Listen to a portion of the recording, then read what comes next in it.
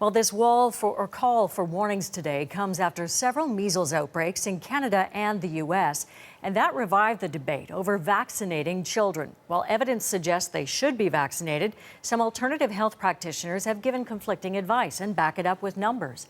CBC's Marketplace investigated this last fall. It used hidden cameras, curious parents, and their infants. Here are some typical exchanges. Would it be the same protection as the vaccine? From the studies that have been done, it's no different. Okay. Yeah. How safe would he be? 93 to 96% effective. 92.4% efficacy. The reporter ran that story. CBC Marketplace host Erica Johnson worked on that and joins us now from Vancouver. This is such an emotional issue for so many people, Erica. What did you discover in the investigation in whole? It really is an emotional issue because parents want what's best for their kids. So as you just saw on hidden camera, we visited homeopaths in Vancouver and Toronto, mums with their babies, and asked them about alternatives to conventional vaccines. And they said things like homeopathic nosodes are just as effective as conventional vaccines. They also downplayed the risk of getting serious diseases like measles, like whooping cough, and they made links that just have been completely disproven for years, that things like vaccines may be linked to autism, and that's a big risk you might want to avoid. So some real fear-mongering and misinformation.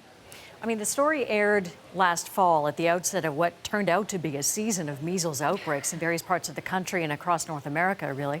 What was the reaction to the story? Well, of course, it stirred up a heated debate between the alternative health community and practitioners. And then we saw things unfold across the country, more measles outbreaks. Disneyland had that massive measles outbreak. So it certainly was in the headlines a lot. The homeopaths in our stories felt that they were misrepresented. However, we asked all of them for on-camera interviews. They all declined. So a lot of debate going on there. And we asked Health Canada as well to weigh in, and they wouldn't give us an on-camera interview either. They didn't say a whole lot more about this today, but parents then are left trying to figure out what they're supposed to do. How do they get the best information?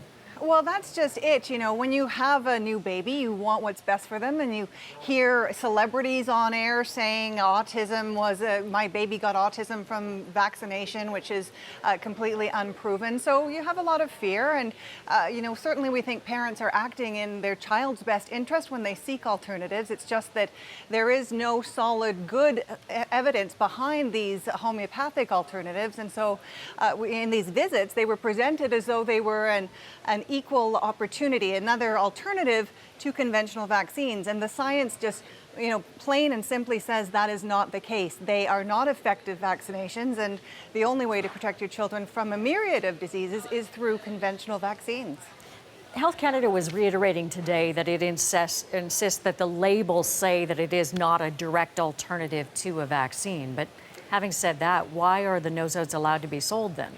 Well, I think that's an interesting point. You know, we bought some of these homeopathic nosodes from a homeopath, and they did not have any kind of warning on them. They are supposed to say that this is not an alternative to conventional vaccines. The ones we got had no such label. Then we talked to Health Canada about that, and they said, well, if it's compounded locally by the homeopath, that comes under provincial jurisdiction, and that's nothing that we have any say in. So it becomes a huge crack that these homeopathic nosodes can slip through and can be sold to people without any warning. So while the Canadian Pediatric Society can say we need a stronger warning, we didn't even see the warning that's supposed to be on there to begin with there in the first place. Thanks, Erica. Good to talk to you. Erica Johnson, host of CBC's Marketplace, joining us from Vancouver. You can watch Erica's full investigation into so-called vaccine alternatives. It's online. Find Shot of Confusion and other episodes of Marketplace at cbc.ca/marketplace.